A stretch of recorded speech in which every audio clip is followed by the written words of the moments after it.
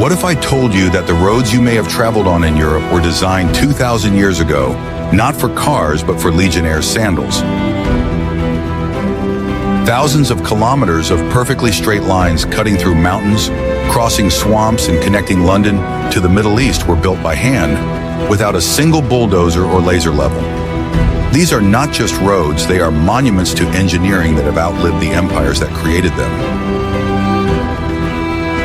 Watch the video to the end to find out what secret ingredient the Romans added to their mortar and why their bridges and roads are still standing today, while modern highways require repairs every 10 years.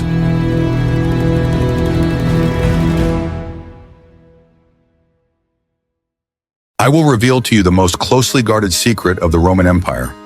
Its greatness was based not only on the strength of its legions, but also on the speed with which those legions could move. The entire philosophy of Roman governance was built on controlling vast territories inhabited by dozens of different peoples. This control would have been impossible without rapid communication and the ability to instantly transfer troops from one hotspot to another, whether it was foggy Britain or sun-scorched Syria. At its peak, the Roman Empire stretched for millions of square kilometers, from the Atlantic Ocean to the Euphrates River. Managing such a colossus was an incredibly difficult task that required a constant flow of information and orders from the center. The old dirt roads, which turned into impassable mud after the first rain, were a bottleneck that stifled Rome's ambitions. The empire needed a system that worked like clockwork, in any weather and at any time of year. Military necessity was the main driver of this grandiose project.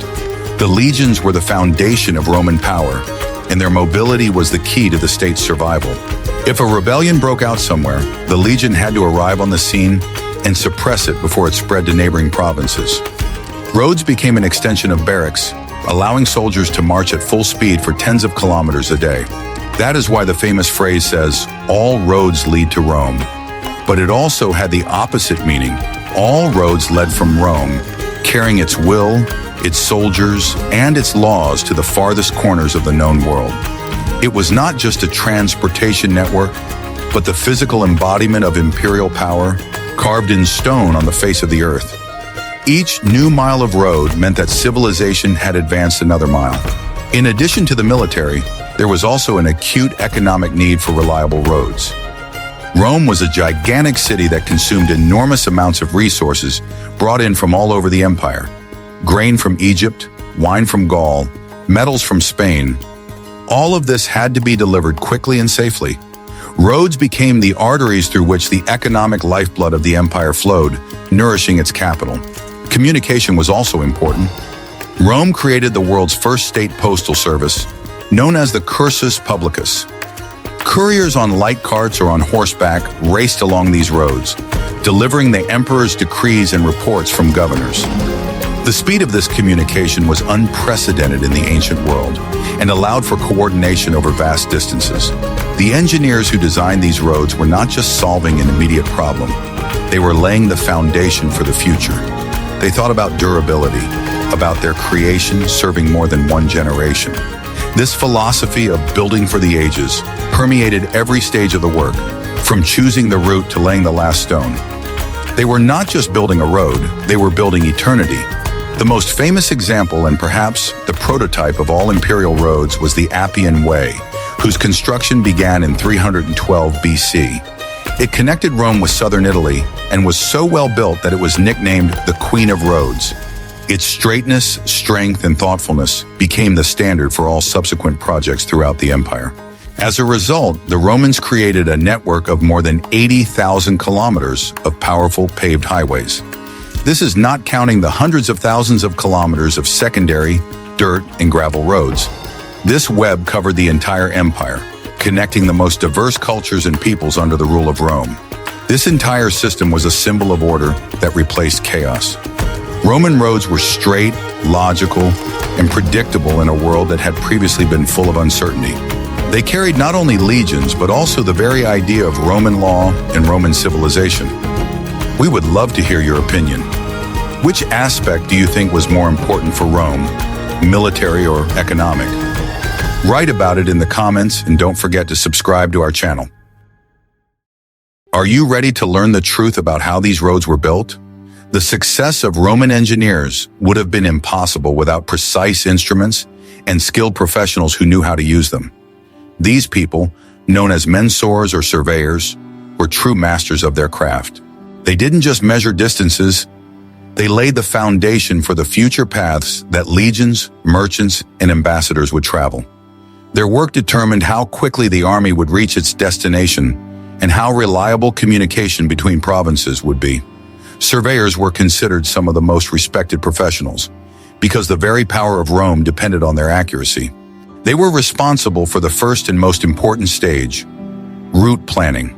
Their calculations determined whether the road would be straight, strong, and durable. The Romans believed that a road should not only be convenient, but also beautiful, as it reflected the face of civilization. Therefore, each section was carefully checked, and each turn had its own justification. Even the emperor, looking at the new road, could judge the skill of the engineers behind its creation by the straightness of its line. The surveyor's main tool was the groma. It was a simple but ingenious device consisting of a vertical pole with a horizontal crossbar at the top. Lead plumb bobs hung from strings at each of the four ends of the crossbar. The groma allowed perfectly straight lines to be drawn and precise right angles to be marked on the ground, which was critically important for Roman construction standards.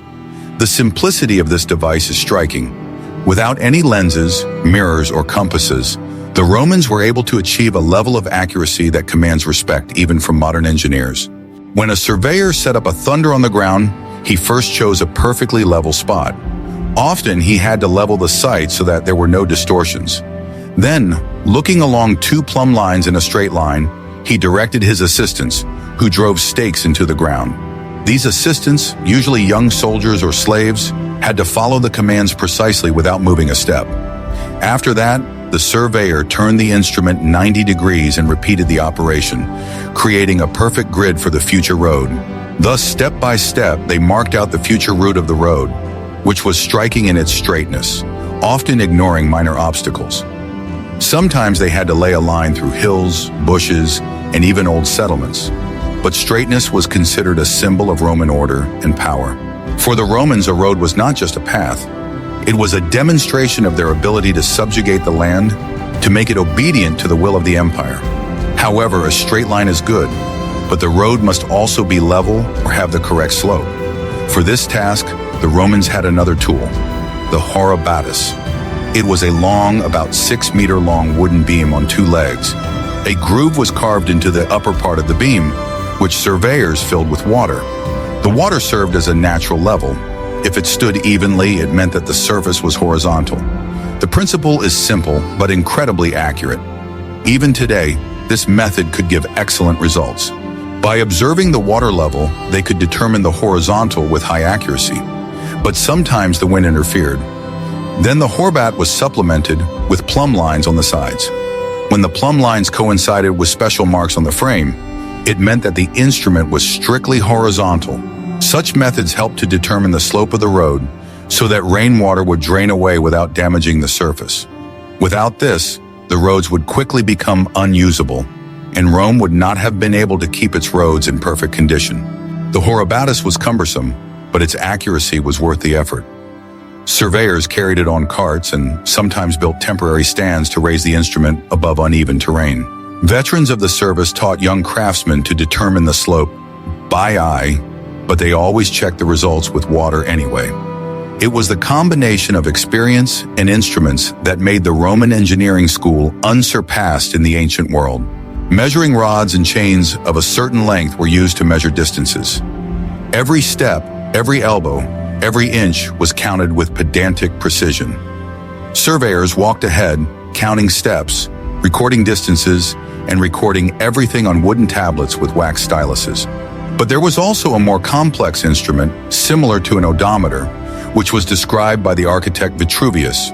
It was a cart with a special gear mechanism that dropped a pebble into a bowl after traveling a certain distance, for example, 1 Roman mile.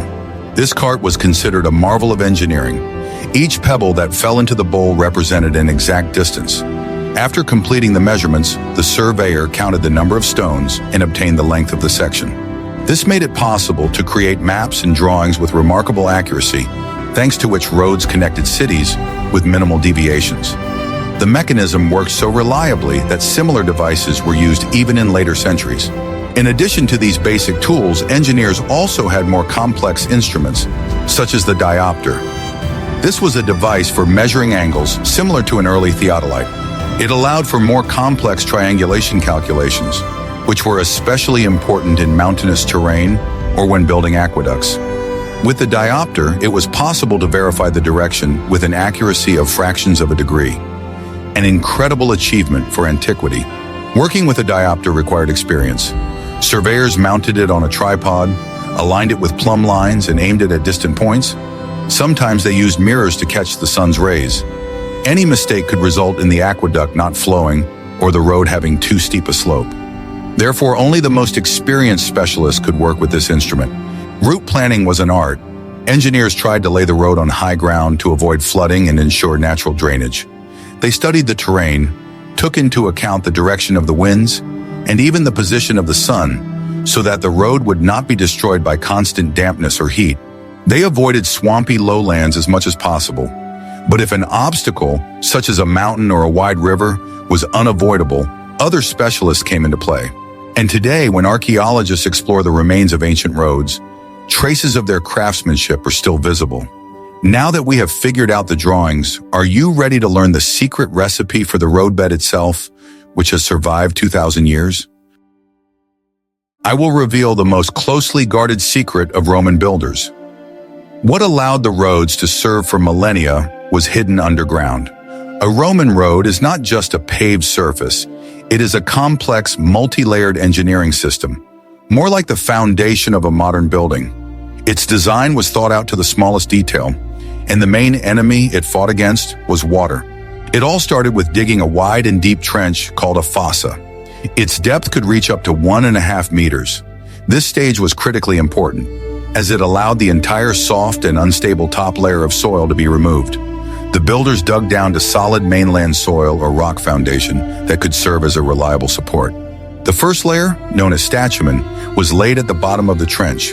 It consisted of large, often unprocessed stones, the size of a fist or even larger. This layer could be up to 30 or even 50 centimeters thick. Its purpose was to create a strong, unshakable foundation and provide primary drainage so that water would not accumulate at the base.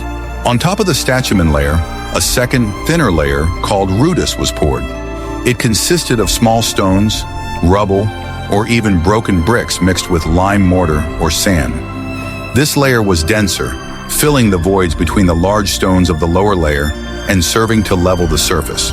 The third layer was called nucleus, meaning core. This was the key element of the structure. It consisted of fine gravel, sand, and cement, which was often the famous pozzolana, volcanic ash. This layer was, in essence, a form of concrete, creating a strong and waterproof slab. Only on top of this concrete cake was the upper, visible layer laid, the summa crusta. Depending on the importance of the road and the materials available, these could be large, carefully fitted polygonal stone slabs made of basalt or limestone. On less important roads, it could be simply compacted gravel. But the main ingenious discovery was not the multi-layered structure, but the drainage system. The road surface was always given a convex, humpback shape known as agar. Thanks to this, rainwater did not stagnate on the roadbed, but immediately flowed to the edges. This simple idea was the key to durability, preventing water from washing away the layers. Deep drainage ditches were dug on both sides of the road. This is where the water from the convex road surface drained. These ditches removed excess moisture from the road foundation, keeping it dry and strong. Roman engineers understood that water was the main enemy of any construction and did everything they could to neutralize it. The entire structure resembled a wall laid on its side. It was massive, durable, and practically eternal. The total thickness of all layers could exceed 1.5 meters. Such a road was not afraid of heavy rains, heavy carts, or even time. This technology was not only effective, it was universal. The Romans applied these basic principles throughout the empire, adapting them to local materials. Some places had more stone, others had more gravel, but the multi-layered structure and focus on drainage remained the same. It was the gold standard of Roman engineering. It was this combination of deep foundations, multiple layers, and an ingenious drainage system that allowed these roads to survive for millennia. Many of them were used throughout the Middle Ages, and some still serve as the basis for modern European highways to this day. If you enjoyed this story about ancient technologies, please like and subscribe to our channel so you don't miss new videos about how people survived and built in ancient times. What if everything you've been taught about the legions is outdated? We are used to thinking of Roman legionaries exclusively as warriors marching into battle with shields and short swords. However, in peacetime, their main weapon was not the gladius, but the delabra, a versatile pickaxe axe. The Roman army was not only the most powerful military force, but also the largest and most organized engineering corps of antiquity. It was the legionaries who formed the backbone of the workforce in the construction of all strategically important facilities, including roads, bridges, and defensive ramparts. For a soldier of that time, the ability to dig a trench, cut stone, and build a bridge was as integral a part of training as sword fighting. The army was a self-sufficient unit capable of performing any task. Within each legion, there were entire units of specialists known as immunes. These were soldiers who were exempt from daily duties and hard labor because they possessed special skills. Among them were surveyors, architects, masons, carpenters, and blacksmiths who supervised the construction process. The work was organized with military precision.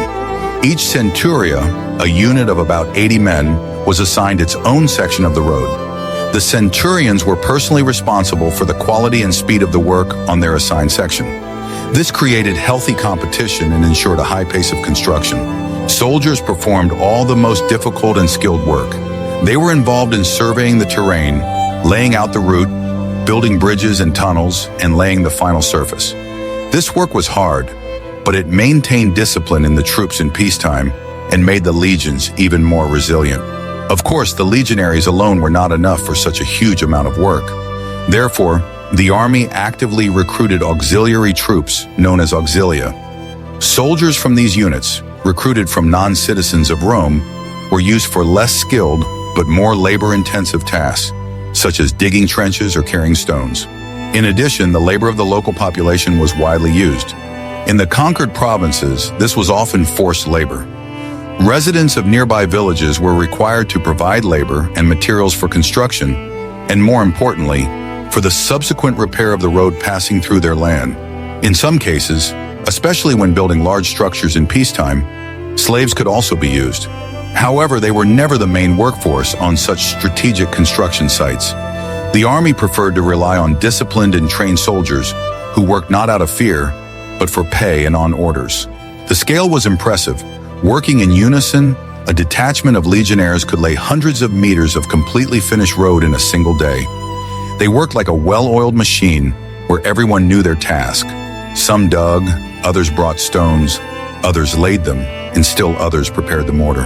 This approach turned the army into an instrument of creation and Romanization. Passing through new lands, the legion left behind not only conquered tribes, but also roads, aqueducts, and cities. The soldiers were, in the truest sense of the word, builders of an empire. But what exactly did they use to bind their structures together? In the next chapter, we will talk about a material that was stronger than stone.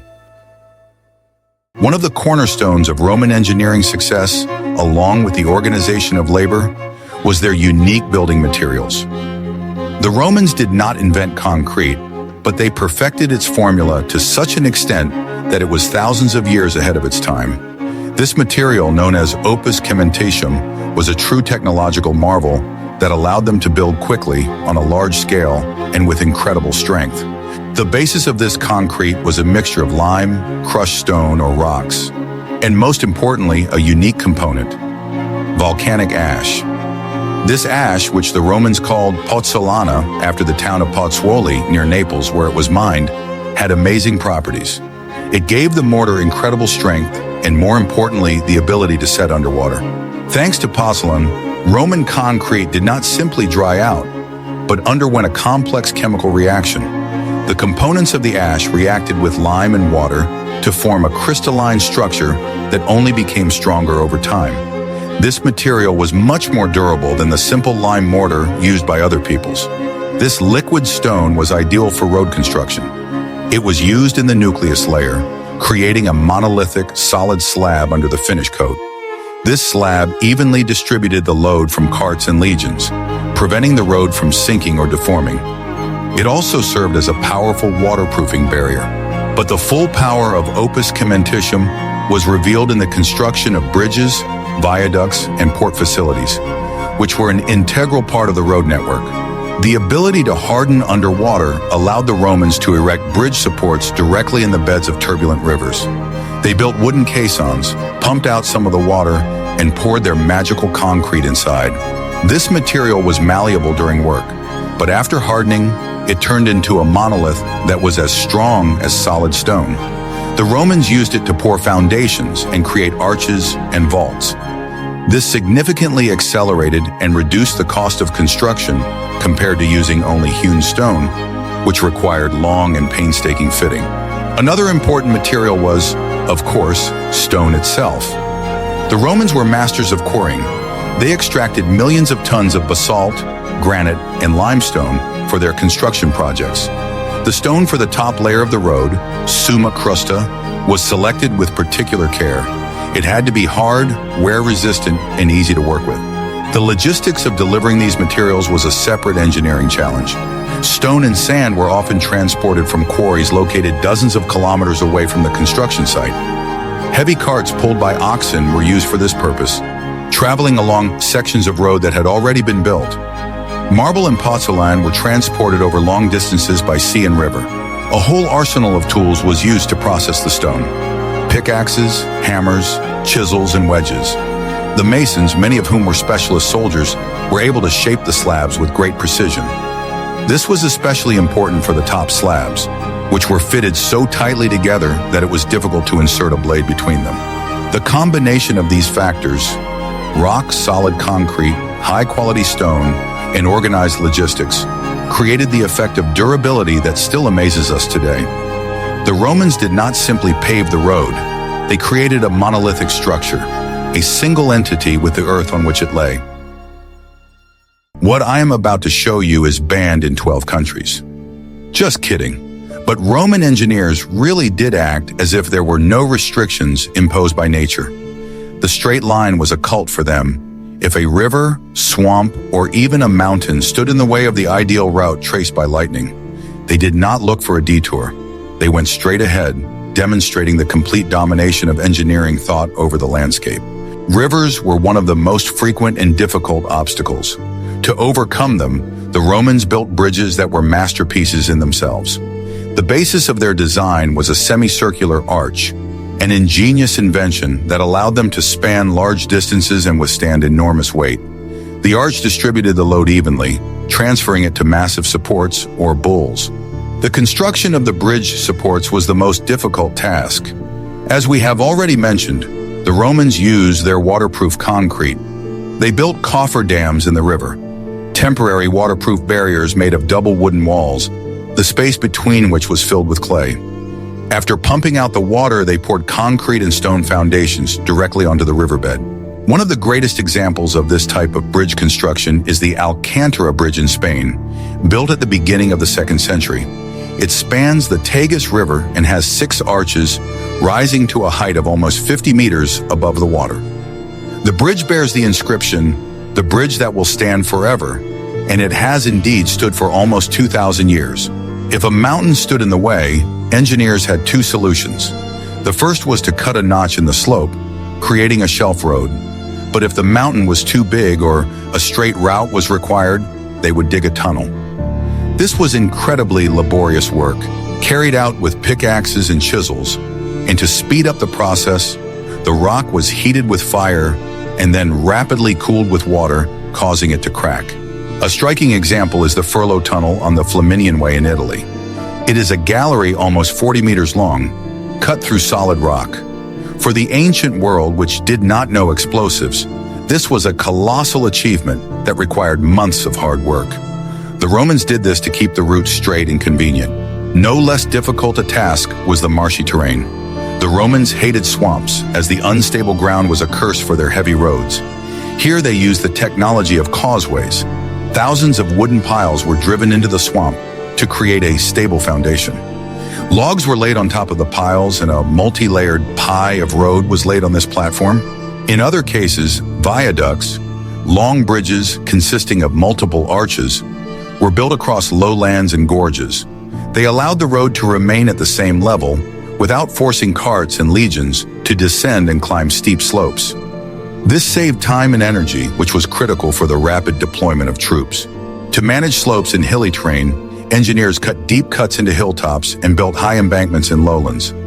All the soil removed from the cuts went straight into the embankments, making the process as efficient as possible. They literally reshaped the landscape to suit their needs. All these structures, bridges, tunnels, viaducts, were not separate wonders, but standard elements of the road network. For Roman engineers, the word impossible did not exist. Any obstacle was just another task requiring a standard, well-calculated solution. But how was this gigantic network managed? We will discuss this in the next chapter. Roman roads were not just strips of stone, they were a living, pulsating system. To make this system work effectively, a complex infrastructure, a veritable logistics network, was created along it. Its most important element was the state postal and transport service known as the cursus publicus. It was, in essence, the internet of the ancient world, allowing information and officials to move at unprecedented speeds. This service was established by Emperor Augustus and was intended exclusively for state needs. Private merchants or ordinary travelers could not use it unless they had a special permit or diploma. It provided communication between Rome and the governors in the most remote provinces. The entire road network was divided into sections. At a distance of about 1 Roman mile, about 1.5 kilometers from each other, there were miliarium, or milestone stones. These were tall stone pillars on which the distance to the nearest large city was carved, and often the name of the emperor under whom the road was built or repaired. They were not just signposts, but symbols of the imperial presence. At longer distances, approximately every 10-15 kilometers, there were mutationes. These were small stations where the courier could change tired horses for fresh ones. Each such station had a supply of several dozen horses. This allowed the courier to maintain a high pace without stopping for long rest periods for the animals. Larger complexes called mansiones were intended for overnight stays. They were located at a distance of 1 day's journey from each other, which was approximately 30-40 kilometers. A mansio was not just an inn, but a full-fledged state institution. It had not only rooms for officials to rest, but also stables, food warehouses, and even small baths. Thanks to this system, urgent messages could cover huge distances. By changing horses at each mutatio station and riding day and night, a courier could cover up to 200 kilometers per day. This meant that news of an invasion on the Danube could reach Rome in less than a week, allowing the emperor to respond quickly. For less urgent but heavier loads, angariae were used. Slow carts pulled by oxen or mules. They transported state cargo, such as food for the army, building materials, or taxes collected in the provinces. They also had their own system of warehouses and rest stops. Maintaining this gigantic network was an expensive undertaking and placed a heavy burden on the inhabitants of the provinces. They were obliged to provide provisions, fodder, and horses for the needs of the cursus publicus. However, the effectiveness of this system justified the costs as it held the empire together. The Romans even created special road maps, or itineraria. The most famous example is the Peutingera table, a medieval copy of a Roman map in the form of a long scroll. It shows a schematic representation of the entire network of imperial roads, indicating cities, mansion stations, and the distances between them. This meticulously planned infrastructure transformed roads from passive structures into an active management tool. It provided what was vital for any empire: control and communication. Roads were the circulatory system, and the cursus publicus was the nervous system, transmitting impulses from the brain in Rome. Building a road is only half the battle. The Romans, being excellent administrators, understood perfectly well that even the most durable structure requires regular maintenance. Without constant maintenance and repair, Any road would quickly fall into disrepair under the influence of weather and heavy traffic. Therefore, Rome created an entire system to monitor the condition of the road network. Special high-ranking officials, curatores viarum, road curators, were responsible for the main roads leading out of Rome. It was an honorable position to which senators or people from the emperor's entourage were appointed. They managed the funds allocated for repairs and monitored the general condition of the highways entrusted to them.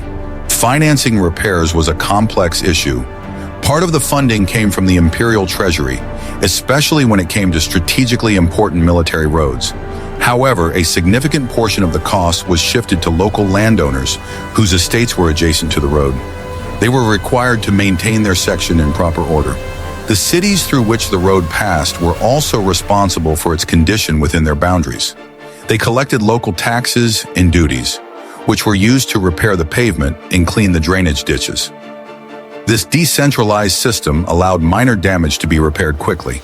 The main task in maintenance was to keep the drainage system in working order. The ditches on either side of the road had to be regularly cleaned of silt, leaves, and debris so that water could flow freely.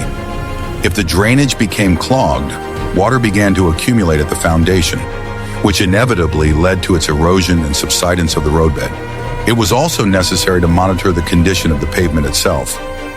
Summa crusta stone slabs could crack or be knocked out of place by heavy carts. Repair crews, often consisting of the same soldiers or local residents, had to replace damaged slabs in a timely manner and level the pavement.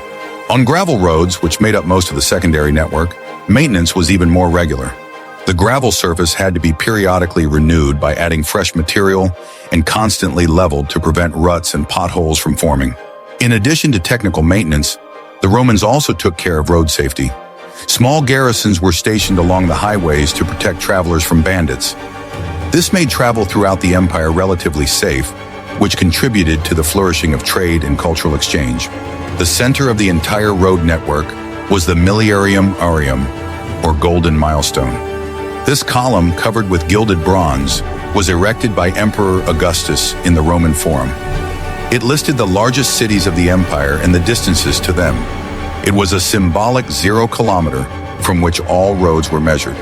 This comprehensive system of administration, financing, and regular maintenance was as important as the construction technology itself. It ensured that the roads would serve not for decades, but for centuries, fulfilling their main function, connecting the empire into a single whole. Although the roads were originally built for military and administrative purposes, their impact on the economy and culture of the empire was no less, and perhaps even more, significant. Roads became a catalyst for the globalization of the ancient world. They connected distant markets and allowed goods, people, and ideas to move at speeds that had previously been unimaginable. Before the Romans, long-distance trade was mainly maritime.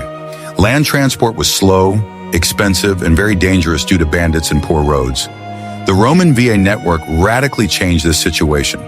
For the first time, it became profitable to transport bulk goods such as wine, olive oil, ceramics, and textiles deep into the continent. Merchants could travel safely under the protection of Roman law and garrisons. They knew exactly how long the journey would take and where they could stop for the night at mansions. This led to the rapid growth of cities located along key highways. They became bustling commercial centers and craft hubs. Not only goods were transported along the roads, but also raw materials. Metals from Spain, marble from Greece, wood from Gaul, all of this was delivered to craft centers and large cities. This fueled Roman industry and made it possible to implement large-scale construction projects throughout the empire. Ideas traveled alongside merchants. New philosophical teachings, religious cults, and artistic styles spread rapidly from one end of the empire to the other. Roman roads became the main instrument of Romanization, the process by which conquered peoples adopted the Latin language, Roman laws, and way of life. Soldiers who had served their time in the legion often settled in the provinces where they had served, founding colonies of veterans. These settlements, built on the Roman model and connected to the rest of the empire by good roads, became centers of Roman culture. They demonstrated the advantages of civilized life to the local population. Tourism, at least in the ancient sense of the word, also became possible thanks to the roads. Wealthy Romans could afford to travel to Greece to see the birthplace of philosophy, or to Egypt to marvel at the ancient pyramids. They traveled in comfort, using the same infrastructure as government officials. Roads also contributed to the mobility of the population. Craftsmen, doctors, teachers, and artists moved from city to city in search of work. This created a unified cultural and economic space in which a person from Gaul could pursue a career in Rome, and a Syrian merchant could settle in London. Of course, there was a downside to this mobility. The same roads that brought prosperity could also quickly spread rumors and discontent. Infections also traveled at the same speed as couriers. However, the positive effect of uniting the world was incomparably greater. Thus, roads were not just engineering structures, they were a social and economic mechanism that forged dozens of peoples into a single Roman civilization. They created a world in which, at least for several centuries, order and prosperity reigned. Why have these roads built 2,000 years ago survived to this day in many places? The answer lies in three key factors that Roman engineers elevated to an absolute: ingenious design, high-quality materials, and, oddly enough, constant use. Together, these elements created a monument that proved to be more durable than the empire itself. The first and most important secret is the fight against water. As we have already discussed in detail, the entire road design was subordinated to one goal: to divert water away from the foundation. The convex profile of the agger and deep-side ditches prevented moisture from accumulating on the surface and penetrating deep into the ground, washing away the foundation. Most ancient roads collapsed precisely because their builders ignored this problem. The second factor is over-engineering, or construction with excessive strength reserves. The Romans did not skimp on the foundation. A meter or even a meter and a half thick layer cake of stone, rubble, and concrete was designed for loads that simply did not exist in the ancient world. It was excessive even for heavy military carts. This excessive strength allowed the roads to survive centuries of neglect. When the Roman Empire fell, the centralized road maintenance system collapsed. In the Middle Ages, no one cleaned the drainage ditches or replaced cracked slabs. The roads fell into disrepair, but their foundation was so strong that it withstood centuries of neglect. The third factor is materials. The use of waterproof concrete based on pozzolan and hard rock such as basalt for the top layer made the construction almost eternal. This concrete did not deteriorate over time, but only gained strength. The stone slabs were resistant to abrasion and weather conditions. Finally, many Roman roads have survived because they never stopped being used.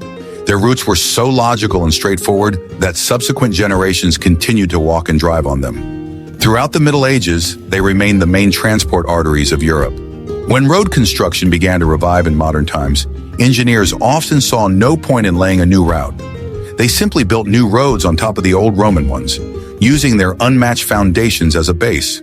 Many modern highways in Italy, France, Spain, and Britain exactly follow the route of the ancient Viae. The most famous example is the Appian Way. Significant sections of it have been preserved in their original form, and today you can walk on the same stone slabs that Caesar's legions and the first Christians walked on. It is a veritable open-air museum, a living testimony to Roman genius. Roman roads are not just ruins. They are an active part of our landscape. They determine the settlement pattern and transport flows of modern Europe. The cities they connected are still major centers today. The legacy of Roman engineers is not stone, but the very structure of our civilization. They did not build for decades, they built for millennia. Their planning horizon extended far beyond human life. Every stone laid, every bucket of concrete mixed embodied the idea of eternity, the idea of Roma Aeterna, eternal Rome. And although the empire itself has long since disappeared, its roads remain, a silent reminder of what the human mind is capable of when armed with discipline, organization, and a great purpose. They prove that true greatness is measured not in conquests, but in what you leave behind. We can see that Roman roads were not just transport routes, but a complex system that included advanced engineering solutions, strict organization of labor, well-thought-out logistics, and constant maintenance.